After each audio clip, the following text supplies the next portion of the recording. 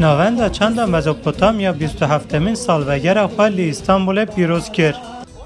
هنرمند ناوندا چند مزوپوتامیا به دروش ما به هفره به بشتربون هزاران کسی شاهیک لدار خست. ناوندا چند مزوپوتامیا جبو پیشوه برنا زمان چند هنر کردی ده سال 1991 ده نویسکار و روزنامه‌نویس ناودار موسی انتر جواکناس اسماعیل بشیکچی هنرمند آری تمل جدناو ده جالی کمک روشنبیر و هنرمند کرد لی استانبول ها دامزراندن. جبو سالوگر ناوندا چند مزوپوتامیا شاهی کات ارگانیزه کرن.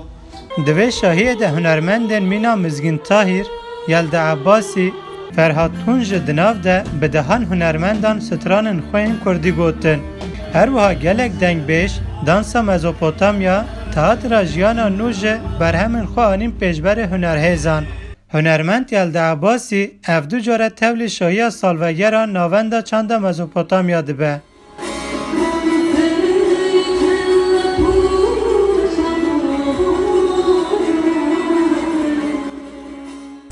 ام پر خوشحالیم که ساوی برنامه ایساجی لورانی چند سال پیش سا و مراسم و فستیوال از و گروپا نازار لبی برنامه شرکت کردیم پر باش بو خلق کل لورا پر حمایت دکن پر برنامه خوش از پر خوشحالم و خوش منتجه فستیوال مزوپوتامیا.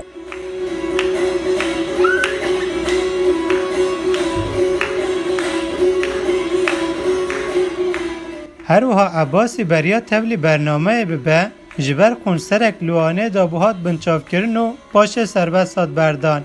عباسی لسر و بنچاف کرنه جه وها آنی زمان.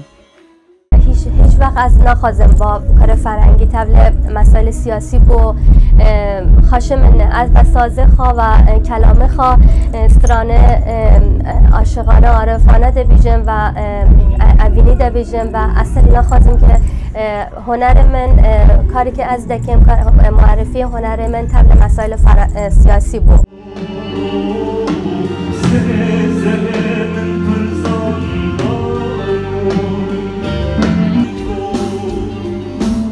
دیسا فرهاد تونج به ستران خواه تولی و شاهیه بو.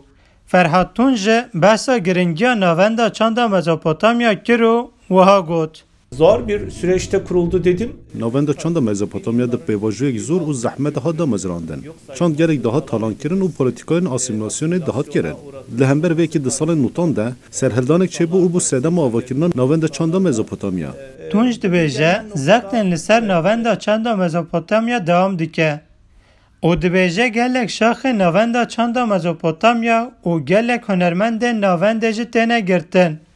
Tunç sedema vê yekê jî wiha anî ziman.